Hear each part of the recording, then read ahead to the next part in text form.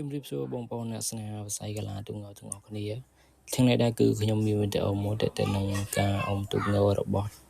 ទូកដែលជាសិស្សសឹងតែជាទូកដែលមានល្បឿនលឿនបំផុតនៅក្នុងប្រទេសជាតិនៃកម្ពុជារបស់យើងដែលបានធ្វើការអុំនៅក្នុងរាជធានីភ្នំពេញបើតាមខ្ញុំស្មានទៅវីដេអូនេះប្រហែលជាឆ្នាំ2023ឬក៏24ប៉ុណ្ណេះឯងបើសិនជាបងប្អូនដឹងបងប្អូនអាចខមមិននៅក្នុងវីដេអូនេះបានបាទទូកដែលស្ថិតក្នុងខ្សែទឹកខាងក្នុងគឺបងប្អូនសិតសឹងតែជាអ្នកស្គាល់ហើយគឺសម្ដេចបញ្ញាវិបលហើយសិតខ្សែទឹកខាងក្រៅគឺសារាយតេជោសញ្ជ័យបើតាមមើលទៅលើវីដេអូទៅគឺខ្សែទឹកខាងក្នុងកំពុងតែនាំមកទៅលើខ្សែទឹកខាងក្រៅហើយដែលជាការអុំជើងទី1បាទហើយវីដេអូនេះគឺខ្ញុំមិនសូវច្បាស់ដែរដែលមិនដឹងថាអុំថ្ងៃទីប៉ុន្មានទេបងប្អូនអាចដឹង comment ក្នុងវីដេអូនេះបានហើយ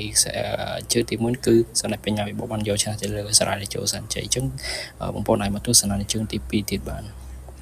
ជើងទី2នេះគឺគេបានផ្លាស់ប្ដូរខ្សែទឹកគឺសម្ដេចបញ្ញាវិបលគឺស្ថិតក្នុងខ្សែទឹកខាងក្រៅវិញហើយសារាយគឺស្ថិតក្នុងខ្សែទឹកខាងក្នុងហើយទូក